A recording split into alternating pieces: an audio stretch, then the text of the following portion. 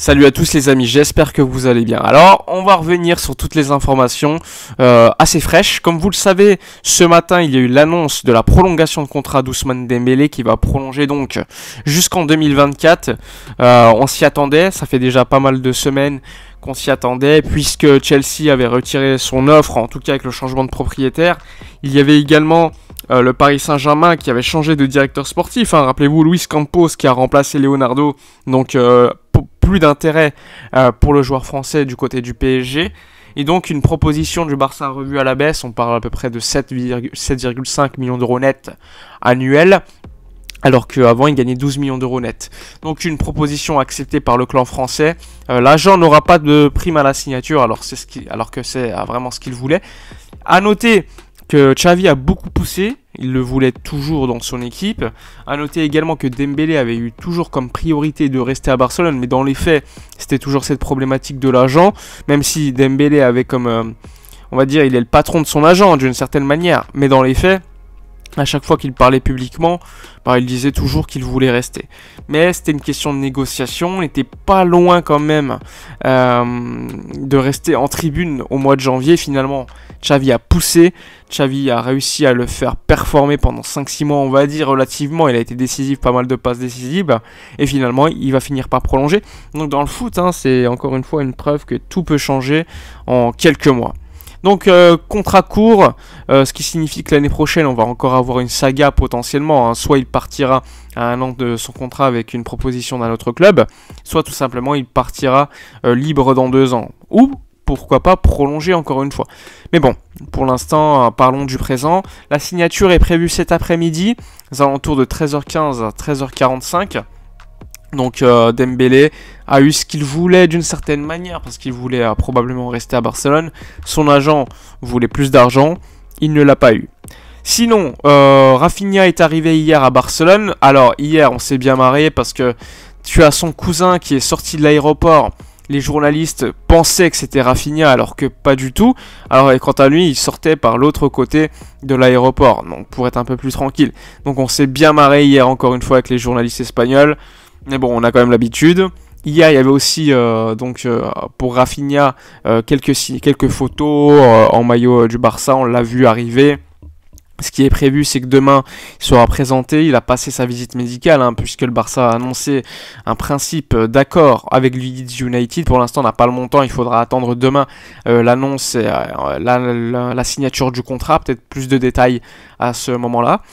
Sinon, hier il y avait également un match entre le FC Barcelone et Olot, c'est un petit club division 4 en Espagne, qui jouait donc avec une équipe, on va dire, qui a relativement tourné, pas mal de jeunes, et la team Actualité Barça y était.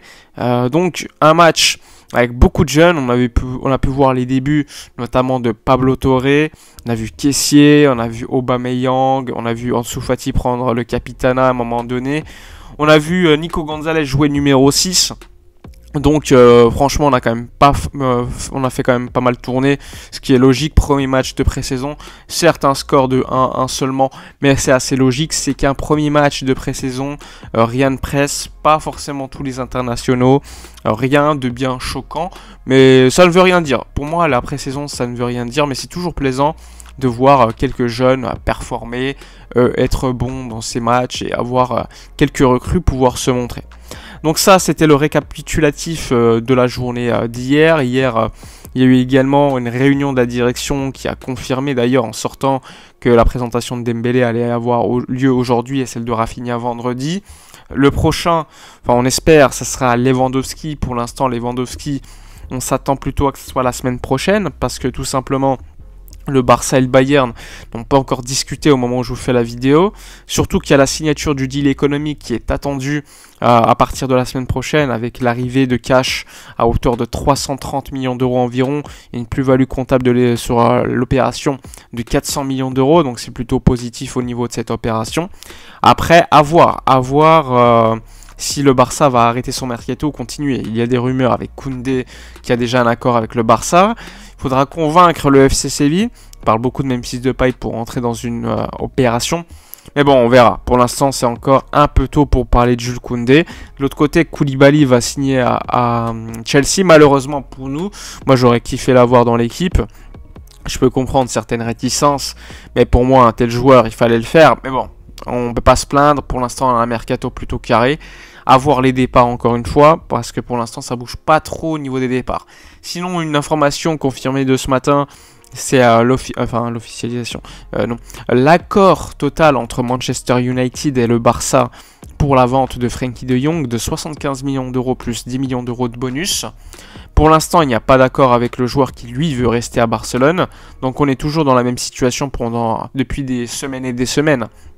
Si le Barça trouve un accord avec United, ça ne sert à rien s'il n'y a pas l'accord du joueur. Et dans les faits, il n'y a pas encore d'accord entre Frenkie de Jong et Manchester United. Lui veut rester, ce qui est totalement compréhensible. Il a baissé son salaire pendant le Covid, il veut récupérer l'argent comme prévu en fait, de l'argent qu'il n'a pas eu durant le Covid parce qu'il a aidé, ce qui est assez légitime à mon avis. Après, si le Barça a mal géré cette affaire, je le pense, parce que le Barça aurait dû lui proposer, à mon avis, de baisser son salaire directement au lieu de passer par la presse, faire fuiter des choses, parce que dans les faits, Fernando Polo ce matin nous dit que le Barça n'a rien proposé pour l'instant au niveau de la baisse salariale à Frenkie de Jong. Contrairement à Fabrizio Romano qui t'explique que a priori l'agent et Frenkie de Jong ne veulent pas baisser leurs émoluments. Donc pour l'instant c'est assez vague, très compliqué de dénouer le vrai du faux. Mais dans les faits c'est qu'il y a un accord entre United et Barcelone.